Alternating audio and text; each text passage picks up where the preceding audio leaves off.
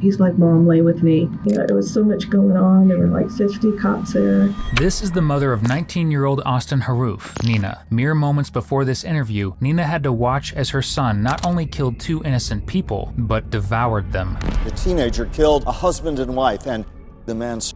I don't know how to do this. My son, he's taken off. It seems like he's a little delusional. For months, Austin had been showing signs of slowly losing himself. Austin told him the devil talked to him like 6 months ago. I've heard he's been reading religious stuff lately. Really reading a lot of stuff. And 2 people now dead and 1 fighting for his life. Austin's parents will realize their son is a cannibal. So I said, what the hell are you doing? The thraka and cannibalism goes hand in hand. It's around 10 p.m. on August 15, 2016. Another beautiful night in Martin County, Florida, one of the wealthiest in the state. But Nina Harrouff, the mother of Austin Harrouff, is growing increasingly concerned about her son. After days of disturbing behavior, the 19-year-old stormed out of a family meal at Duffy's Sports Grill about an hour earlier and hasn't been seen since.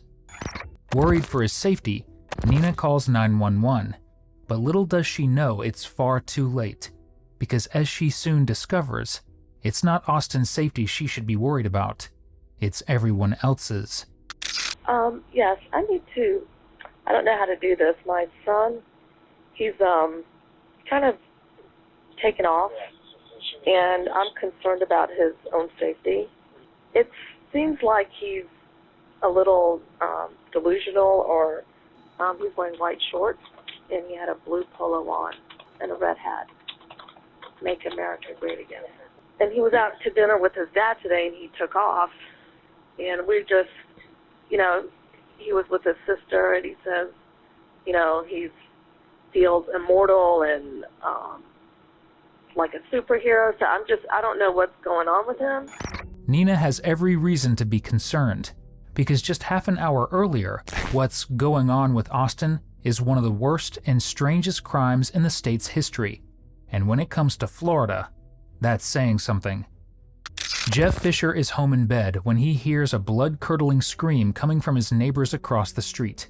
He looks out the window, only to see a frantic-eyed Austin Harrouff viciously attacking Michelle Stevens, a woman he has absolutely no connection to. Jeff runs to her rescue and finds both Michelle and her husband John Stevens gravely wounded, and Austin offering a chilling warning. He turned and looked at me and said, "You want no part of this, you want no part of me, one of the two." And then from his right hand, swung. But it's too late. Austin attacks him with a knife, inflicting serious life-threatening wounds. Jeff still manages to flee to his home and call police, but by now multiple calls are flooding in. And as police rush to Southeast Kokomo Lane, they stumble into a scene straight out of The Walking Dead. Austin, shirtless, barefoot, and totally detached from reality, sits on top of John growling like an animal, biting him. Officers' commands are ignored, and pepper spray and tasers have little effect. In the end, it takes multiple officers and a canine unit to take Austin into custody, and as he's finally pulled away, he makes a chilling claim. "Help me," he tells a sergeant. "I ate something bad." When the sergeant asks what, he coldly replies, "Humans." John Stevens is pronounced dead at the scene, and Michelle dies at the hospital a short time later, but Jeff Fisher miraculously survives his severe injuries. Austin's admitted to the ICU, where he's heavily sedated and treated for extensive injuries of his own, including dog bites from canines.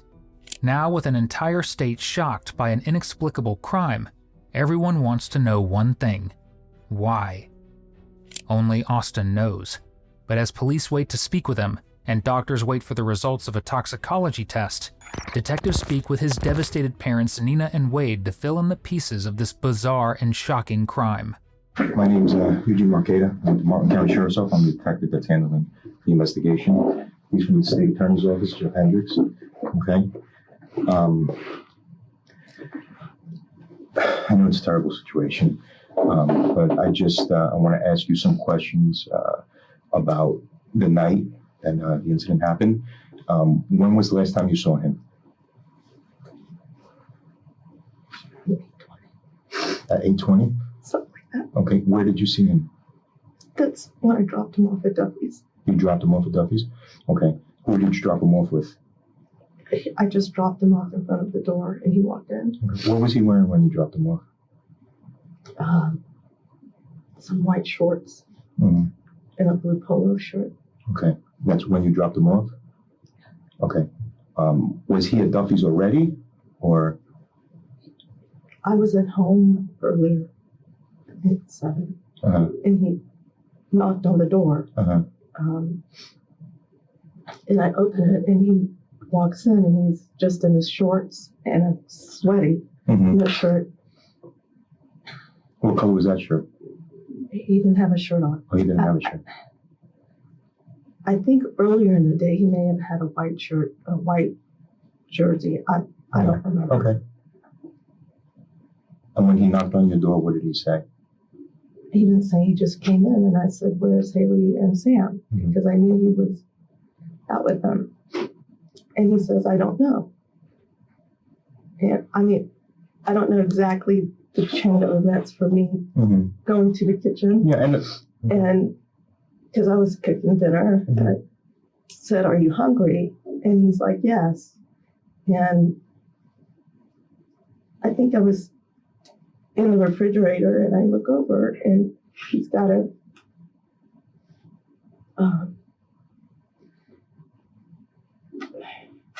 not a jug, but a container of Wesson oil. And he's staring out the window. He's like he's about to drink it. mm-hmm. And I just turned, I said, "That's not a drink." And I grabbed it from him, and I put it on the counter. I said, "That's Wesson oil." Mm-hmm. And he turned around, and I don't know if the phone rang and Haley's calling me, but I mean, I do notice him getting a bowl, and he gets mozzarella cheese, and he puts a little bit of the oil in it and takes a couple of bites. Okay. And Haley's calling me, asking if Austin's there. Where was Haley? Where was she calling from? Duffy's. She was at Duffy's. And I said, "Yeah, what happened?" And she's like, he left.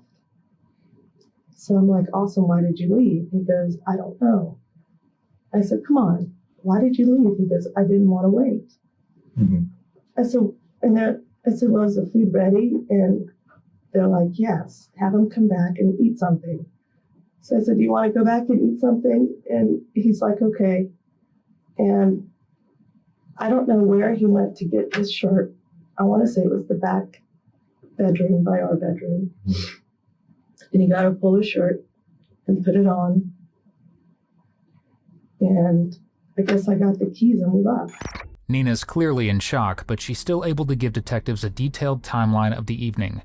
While she was at home, her ex-husband Wade and children were out to dinner at Duffy's sports bar. But out of nowhere, Austin arrived back home and began acting strangely.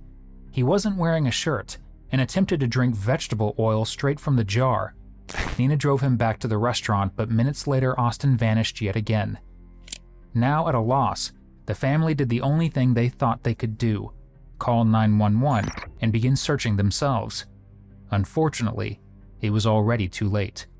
You called 911 later on that night, and you said that he was missing. Well, I guess when he took off the second time, Mm-hmm. they called me. I don't know when they called me and said, "Is Austin there?" And I said, "No, what happened?" "Well, he took off again." Mm-hmm. Whatever altercation he had with his dad. Was he angry at his dad? I don't know. I don't Okay. know. Do you remember the 911 call you made? I don't know. Okay. In that call, you said he's walking down Island Way. He has on him is a knife, and he's acting schizophrenic, acting weird. Do you I remember? don't remember saying schizophrenic, but maybe. I Okay. don't know. And I said to Bud, "Let's go look for him." And my friend keeps calling me saying, "Sam is worried about him." I said, "Well, which way did he go? Does Sam remember which way he went?" And they're telling me like he's walking towards Church Street. So by that time of night, I said, well, he has to be somewhere if he's walking that way. Let's go take a look around. Maybe he's walking to Alex's, his best friend. Where does Alex live? On Waxahachie River. Okay. And I called his mom, and they're like, no, we haven't seen him.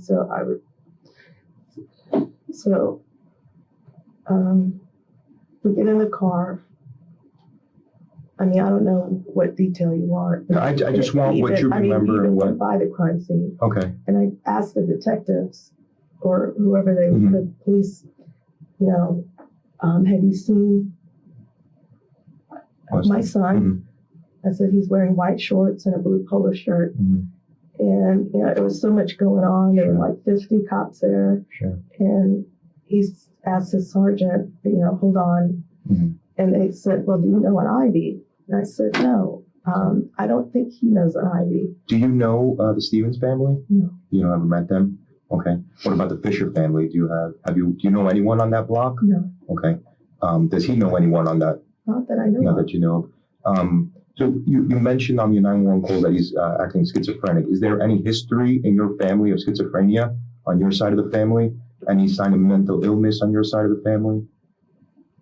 I mean, we always teased that my brother was. But did he ever get treated? No. No medicine? What about No. your son? Did you ever treat him for any? No. No. Okay. How was he doing in school prior to? Perfect. He did a summer semester, and I understand he did very well in it. Okay. I don't even think he told me his grades because I keep asking him so I could transfer them. Okay. And what about his fraternity brothers that were in the neighborhood looking for him? Did they mention anything to you that he's acting strange? Nobody has. There's many reasons why this case stands out to cops, namely the cannibalism. But what's even more shocking is that their suspect isn't a drug-crazed felon with a known history of mental illness. He's a frat bro majoring in exercise science at Florida State. So then what could have possibly led to his depraved acts? And what warning signs were missed along the way? While the toxicology report shows no alcohol or drugs in Austin's body at the time of the murders, could his recent use of psychedelics have caused a slow, simmering psychotic break? And if watching detectives pick apart psychos like Austin is your thing, subscribe. It helps us bring you more videos exactly like this. Also, in your 911 call, they asked you if he's on drugs, and you had mentioned that, yes, he has been on drugs, but you don't know if he's been on drugs lately. Do you know what kind of drugs he was on? I mean, I know he did. Okay. Did he do an excessive amount, or was it just social, if you could even call it social? Or? I don't know. You don't know? I mean, he hung out in his room. Okay. So Dad said that about 2 months ago he also found him doing. Do you know anything about that? I don't know if anybody found him doing. He said when we made him clean everything out, he brought I didn't see it, but I let Bud talk to him so he wasn't embarrassed Sure. in front of me. Sure. And he brought a bag out, and Bud says, just a one or half, I don't know. And I asked him when was the last time he did it. He goes, I don't know, maybe 2 months ago. Okay. What was his relationship with his girlfriend? He had a girlfriend in school. Yeah. Did you ever meet her? Yes. What kind of person is she? Wonderful. Yeah, she's a good person. Have you been in contact with her recently? Yeah. Yeah. Did she mention anything about violence or? No, but just a change. What kind of change? I mean, I saw his videos. It's like he's acting silly, talking in Australian voice. How he always was. Okay. And I tell him, take those down. They're silly. You're going to make a spectacle out of yourself. But I didn't watch them, because, so I never saw, I guess, what was progressing. And no one came to me and said, have you seen these? Because his friends, I guess, watched and followed. I don't know. And I know, his friends came to me and said, or Alex's mom said, Alex said, Austin told him the devil talked to him like 6 months ago, but they just played it off.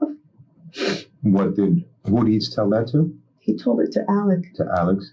And what was this conversation about? That the devil I don't saying know the anything conversation. specific? Has he ever made mention of that to you, or The devil? or anything like that? I mean, one night, I think it was after Nick went home. He went to work all day Where did he work? at the dental practice in Miami. Okay. So Your son or your ex-husband? my son, Your son. Okay. he got him a job there. Okay. Evidently, I heard he didn't sleep all night Mhm. because he's trying to help Nick with motivation and, solving his problems. So Mhm. I don't know if it drained him. I don't know.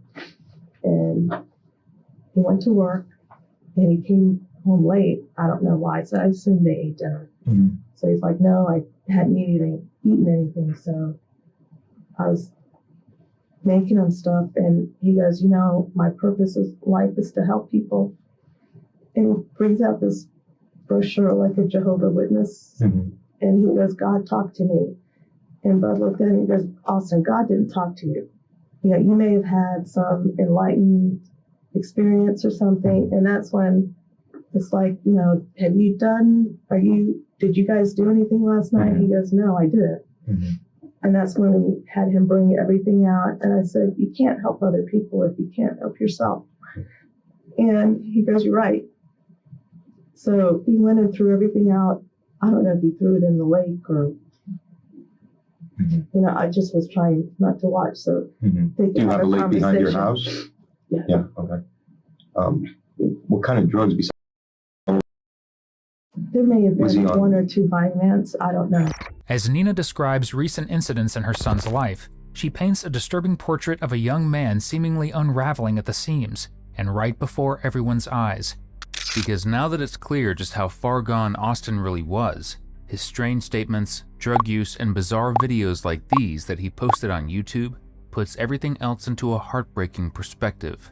I'm gonna talk to you about why I don't do steroids. I don't need drugs. Hello. Hi guys. I just wanted to say that I think the best exercise for your chest muscles would probably be the bench press. It just was the best. I just want to say that. And anybody who disagrees is such.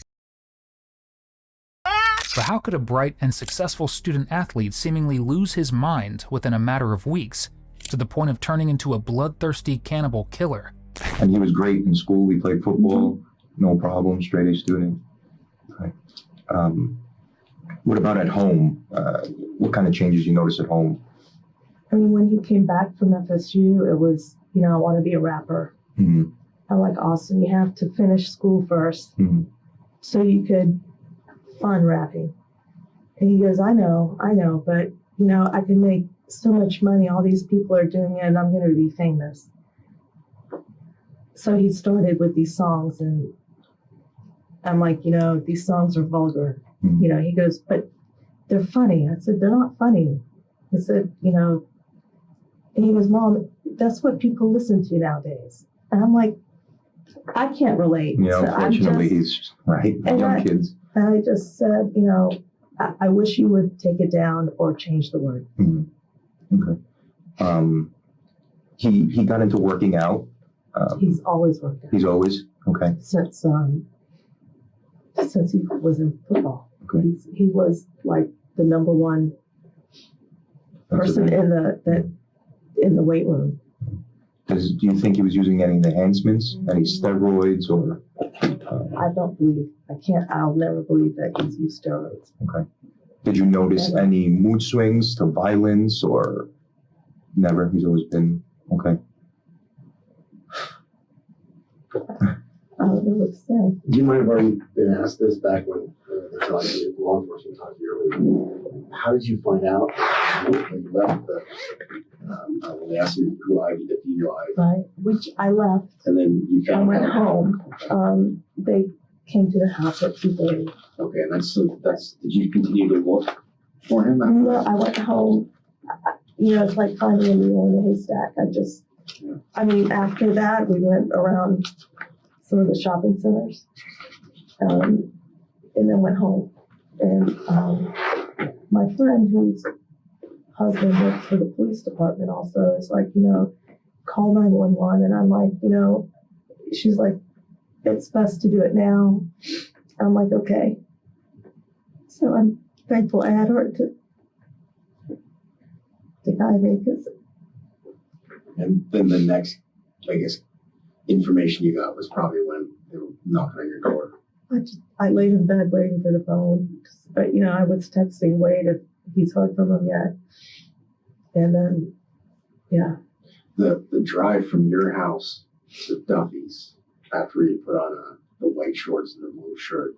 Did you say anything during that drive, or was it just? No, I said, Austin, I'm worried about you. I don't know the exact words. It was just, I want to go to counseling, take you to counseling. Maybe there's somebody outside that, you can talk to if you're uncomfortable talking to us. And I said, will you go? And he said, okay, I'll go. And he said it twice, I'll go. And then I dropped him off. Does he go to any churches, any houses of worship, anything like that? No.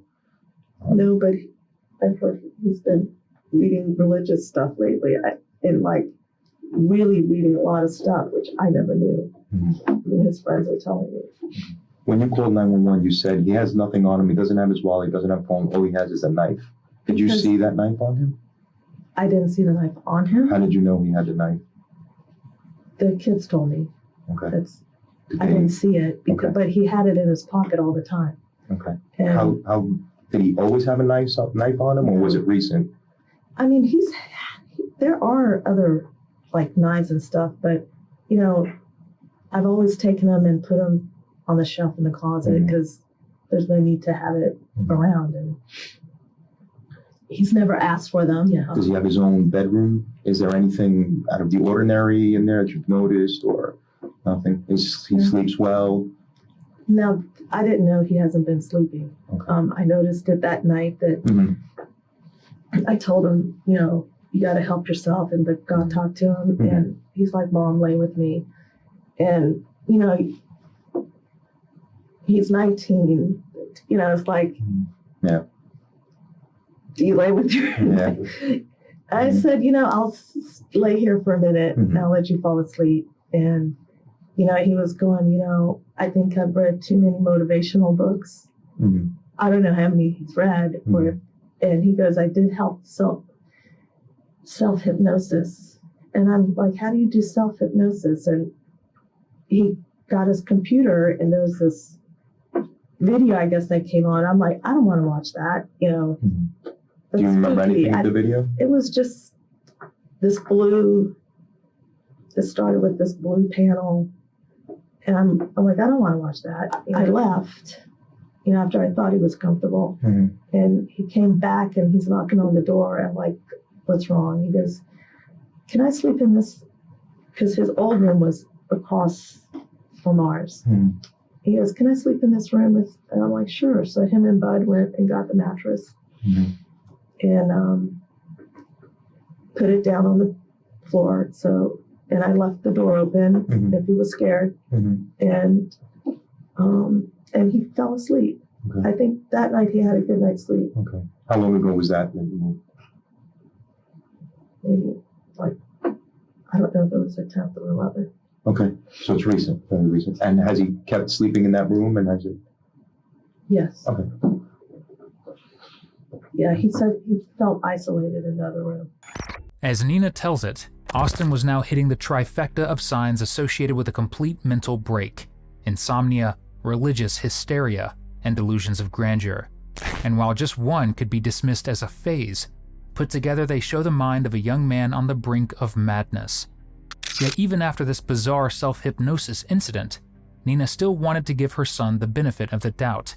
And the disturbing story she's about to tell should have been a flashing red light warning everyone of the serious danger to come. Can you tell them about the incident with the turtle skeleton? I wasn't there. That was Wade. Oh, The kids looked like okay. you. So Wade can tell you about that. And your daughter's account of when they were at the beach and he was... Well, that day, like, you didn't ask me what happened from the morning. The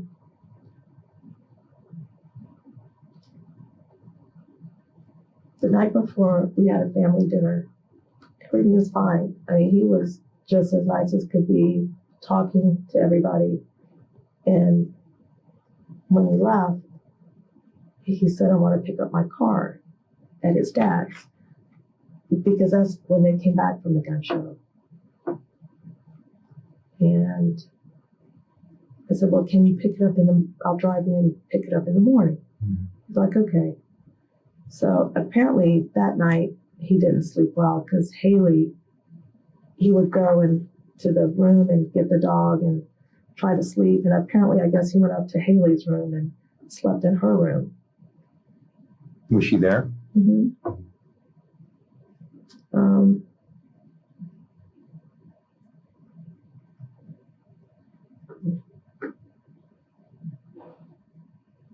It was night.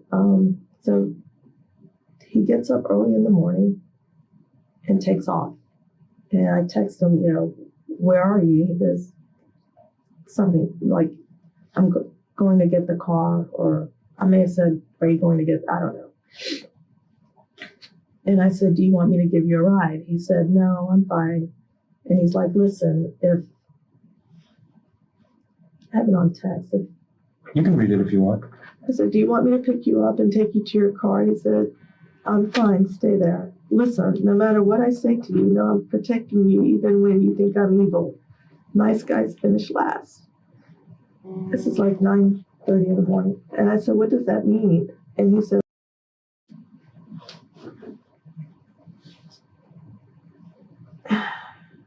I said, now that's weird.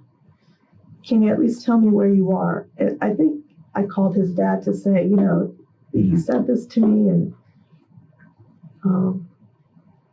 and he says dad's boat. So I think I called Carrie, his girlfriend, Wade's girlfriend, and was just trying to see if, was he there? And she said, yes, he's doing stuff on the boat. I'm trying to, have him do things because I think Wade was going there to talk to him. And then I don't know what happened there. She said, they're talking outside, and I guess Wade wouldn't give him his keys, and he got mad, and Wade told me he jumped on the hood, and I guess he finally gave him the keys, and he drove off, and he came to the house with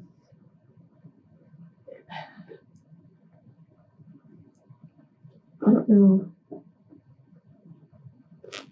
don't know if he picked up Sam and came to the house, but I know he said he was going to go get his watch fixed. And I think he was alone. I don't know if he came and got his watch, I don't know. And then he went to the jewelry store. But I think Wade saw him there too. Do you know what jewelry store? I want to say in the Winn-Dixie Shopping Center. Okay. Paul David or something like that. And I think Sam comes over and Haley gets up. It's a blur. But they all leave. And I don't know if they go to the beach. But she texted me, call someone, have him talk to somebody, like make him an appointment. That's because she said he ran a U-turn red light, saying, I'm invincible. Okay. So it kind of scared her. And I don't know if they went to a frat person's house and he was acting different there. She can tell you the count, which they never told me until after everything. But she did tell me that he also, when they went for this walk, because I guess they went after Wade's work and they all met to go to a walk in the woods, like off Island Way. And he would like step off the curb, but the car is going slow enough, but he's like, I don't know if that was I'm immortal or I'm whatever, superhuman or what. I don't know what the exact phrase is. And I texted Haley, how's he doing? And she said, fine, the walk is doing him good. Like maybe it was clearing his mind or, and that's the last I remember until he came home. No, that's great. Thank you. Thank you for your Thank you. I'm sorry you don't do all this. It's gotta be difficult. It's tragic.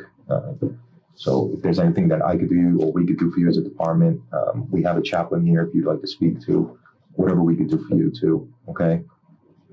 It's unfortunate, Thank but you. I know. Okay. It's horrible. I'm sorry.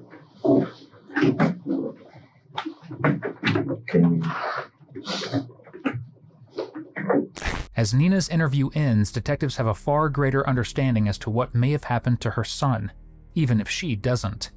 Because it's clear a quick-moving psychosis attacked Austin like a lightning storm in his brain, and it was only a matter of time before someone around him got struck.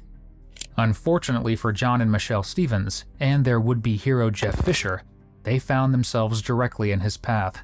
So now that Austin's mother's given her version of events, his father Wade steps in to give his own. What our intentions are is just to see what his state of mind was, what was going on throughout everything, okay? So the night that the incident happened, when did you first see your son? You talk about in the morning? Whenever you saw him. I don't know if you saw him in the morning, at night. I think it was about 12 or 1 o'clock. And I said, let's go on a hike. He had my daughter, my daughter, him, and their friend in Austin. Okay. And we were walking through the woods for about 2 or 3 hours. And Austin would be happy, he'd be quiet, and all of a sudden I saw, look, there's a tortoise shell that's empty. And there's another one. He goes, stop everybody. He gets his knife, and it's about this long. And he says, stay behind me. I feel something is going to happen here. I said, put that damn thing back up. What the hell is wrong with you? And he did. And so then, Do you know what kind of knife that was? with switchblade. Is that the knife that you bought for him at I the? didn't buy it. He bought it from him. Oh, he bought it for At the himself. gun show. Okay, at the gun show. If I show you a picture of the knife, could you say whether it is or it isn't? It's got a little blood on it. Is that okay? Okay.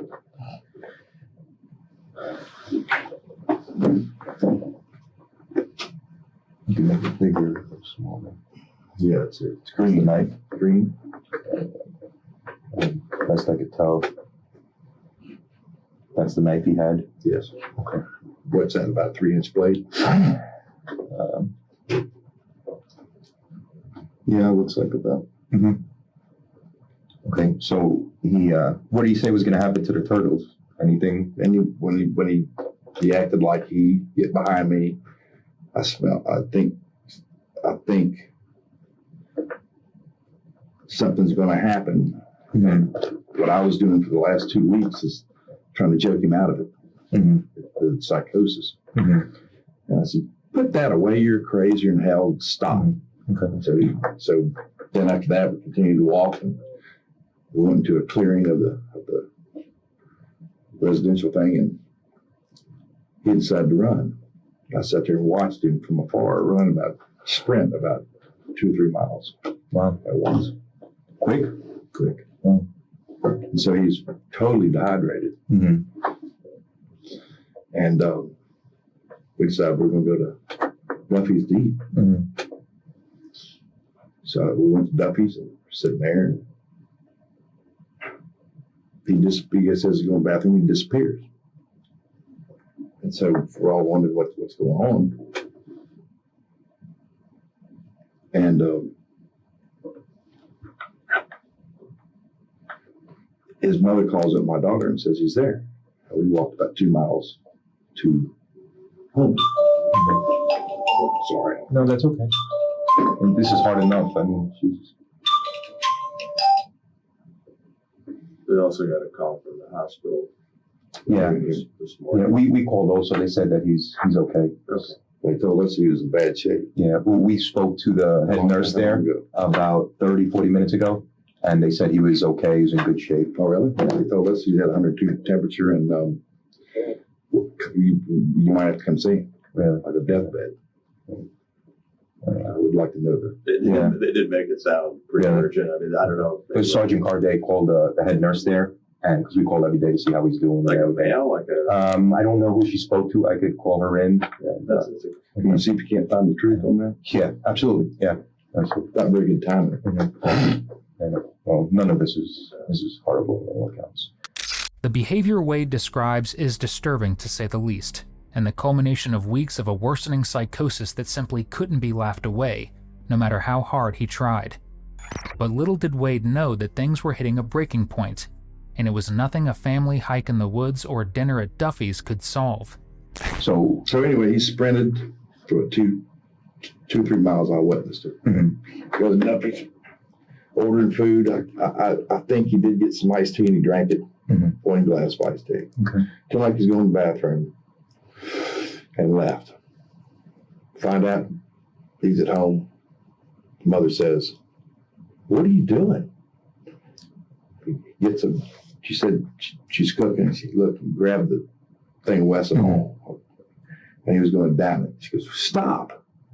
And he grabbed the Wesson Hall, put Parmesan cheese in there, poured it in there, and ate the Parmesan cheese. Okay, she's never seen that before. Mm-hmm. Then she gave him a ride back to Duffy's. Mm-hmm. He comes and sits down. And I said, "I wonder if it's going to be on tape today." So I said, "What the hell are you doing?" And he didn't say nothing. So I grabbed him by the collar and I said, "What the hell are you doing?" And he goes, and my girlfriend says, "Austin, don't." And he looks at my girlfriend, embarrassed, leaves. Mm-hmm. Okay, so, Jesus. Did he seem agitated or he just seemed weird when you grabbed his shirt? He seemed weird. Okay. Did he get agitated after you grabbed his shirt? Yeah, he hit me. Yeah. Okay, but then For the first time. Okay, so he's never hit you before. He's never raised his hands to you or anything. Done that. Okay. You said something about psychotic or psychosis, something like that. Is there any history in your family as to mental illness or anything like that? Yes. There is. On who? My sister. Your sister, and she's being treated. She was treated. She was treated. Fine now. Okay. What kind of illness? She had severe depression. Okay. Anyone else in your family? Yourself? Okay. Depression? Yeah. Okay. And you were treated and everything else? What about grandparents or No. anything like that? No. Okay. What about him? Has he ever seen a psychiatrist or been treated I for? don't think he has. Okay. Was he on any kind of medication? No. No. Okay. Jesus Christ. Okay. And so anyway, After he disappears. Do you know where he went? Did he say where he was going? You know, Okay. next thing you know, this is about 8:30. Mm-hmm. Next thing you know, the thing happened. Mm-hmm. Wife calls me up, says she's going to put a missing persons thing out, Mm-hmm. and then I talk to you. Okay. And that was around 2 a.m. when I came to your house. Okay. My wife even went to the crime scene. Mm-hmm. Yeah. I said, "Have you told seen us. this boy?" We didn't know who it was at the time and stuff. Yeah. Because I had seen him in the hospital and I asked him what his name was and he told me his name was Austin Moore. I think you might have had an ID that said that. He didn't have anything on him. He was just in his underwear when he was in the hospital. His fake ID at school, Okay. getting bars. Okay. Said Austin Moore? Yeah. Okay. Do we know where that ID is? I don't know. Okay. I don't even know if it's true, but there's something about what's that film producer? Moore? Michael Moore. Yeah, something about he had some comments about Michael Moore a lot. Okay. So how was his childhood? Was he good kid, normal kid? Yeah, he's happy and Never suspended from school for fighting? he's a very docile, shy kid. Uh-huh. And I was a nerdy kid myself. Yeah. And I dropped him off at Suncoast weight room.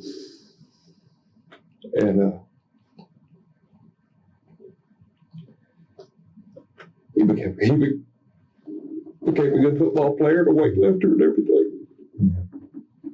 And fit in, you know. Sure. Beforehand, he was just too shy, you know.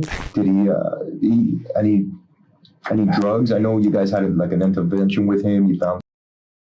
I asked him about that. Yeah. Because he's been weird for about 3 or 4 weeks around me, and I said, did you? He goes, I did about 3 months ago. I said, nothing recently.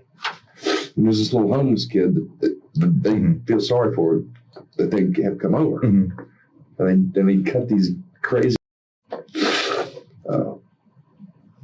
rap songs. Mm-hmm. And according to my friend who was working with him, he was working in the dental office at the last. Mm-hmm. Is it your dental office? No, a friend of mine's dental office. Are you still practicing? Yes. You are? Okay. He said he'd been weird ever since he had that kid spend the night with him. And so I don't know How long ago was that? That was about 2 weeks prior to all this. And the dude's name was Nick, and he lives in, his parents threw him out of the house, so he's been living on his own down the street, and my kids were his friend, and I thought he was a negative influence. Mm-hmm. So where was I headed with this? About the drugs? Oh. I get wind that he can't sleep, pacing the floor the latter days. And so I try to get him some Valiums or sedatives. Whose Valiums are those? Mine. Yours? Okay. And he gets, I give him to him and he throws them on the floor. Mm-hmm. And he goes, I will not be controlled by you. So I went and grabbed the keys out of his hand. Mm-hmm. When was this? I think Monday. Okay. And he's pissed off. And he jumps on the hood of my car and dents it. And so I finally decided to give him his keys back so he didn't damage my car any further. Yeah. And I wrote him a text on my phone.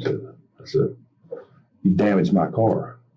We got a one-word answer, learn. That was from him to you. Has he ever expressed himself that way to you? Or no? Okay. That was just that day. That was that day. Okay. And so that was that day.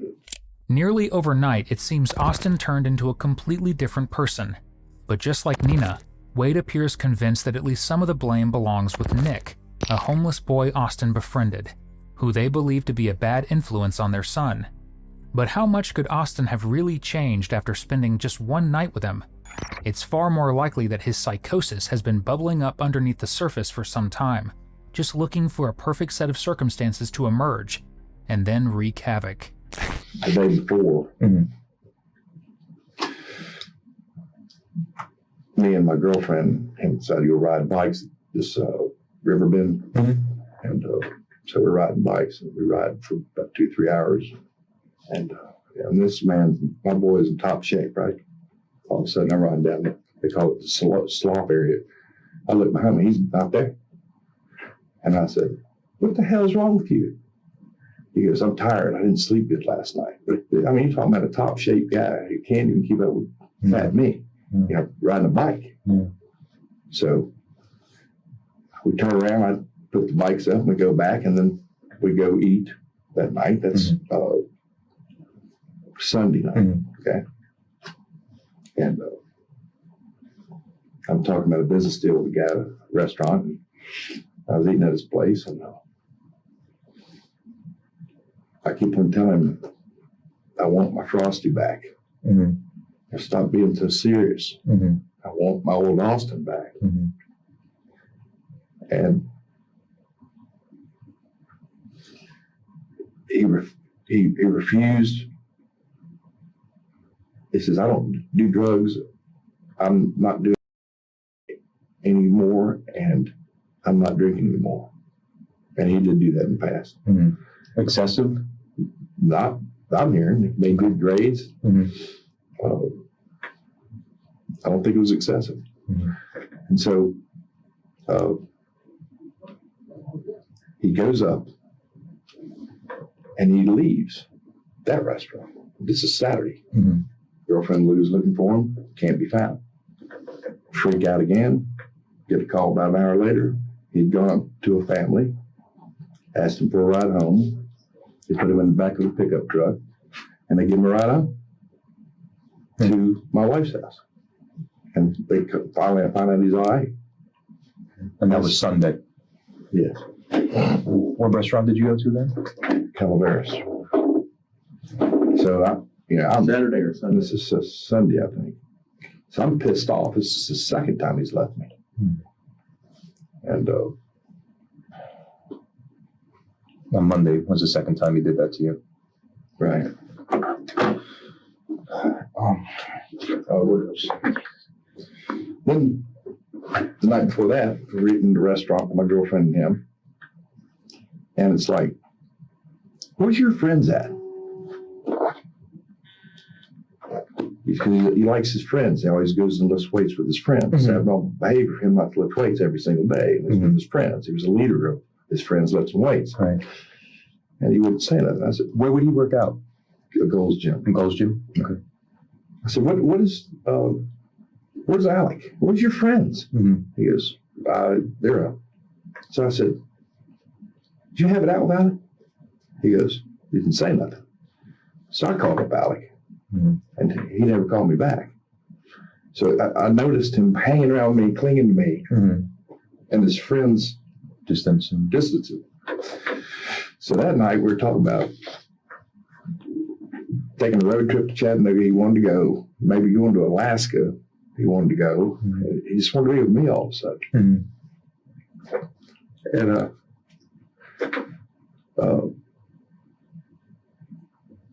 he just wanted to be with me. And we talked about these road trips and all this and that. And I think we went to a movie, and that was that night. Okay. Growing up, was he always good? Just like you said, porky, shy, and then He was very, very shy. Yeah. And football brought him out of his shell. Okay. And he's always cutting jokes. Yeah. He's always known to be real funny. Yeah, I saw his videos. He's kind of funny. Some of the videos, silly His goal voices. Yeah. He wanted to be a rapper. But the video about Arnold Schwarzenegger was his hero, and the video that you probably saw about the weightlifting thing, that's, in my mind, an instance of psychosis. Okay. You know, grandiosity. I'm all powerful. I don't need Arnold no more. I mean, we're embarrassed. Me and my wife are embarrassed. We didn't look at his damn videos in the past. There's nothing to be embarrassed about. I mean, from what I saw, okay, it's my kid does the same thing. He acts strange and weird, and he makes goofy 17. I call him a goofball.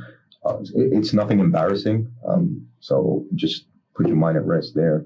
But we both, my wife and I, talked about, I think, Monday, about getting him to see his therapist. So I called a person I knew, and I called another person I knew that I'd used in the past, and they weren't available.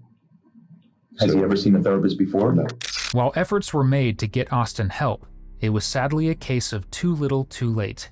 Because by the time Wade started asking around for therapists, Austin was already well into the throes of a psychotic break.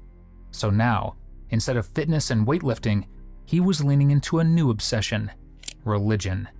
And little did Wade or anyone else know that the countdown to the inevitable had begun. Other than just that silly, anything else you could think of that was strange of him doing or saying?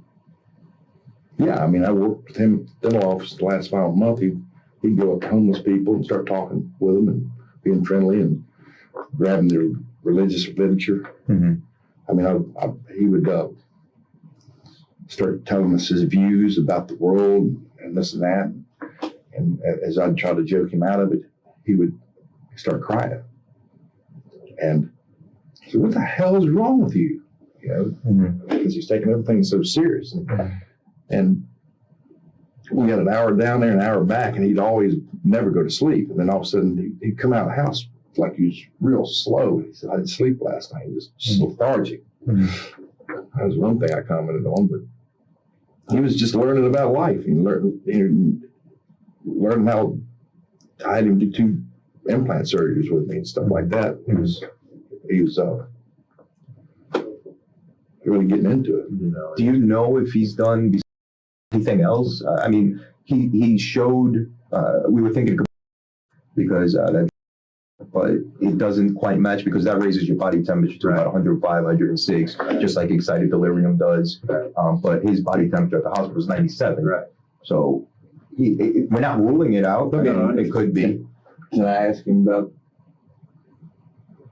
the face? No.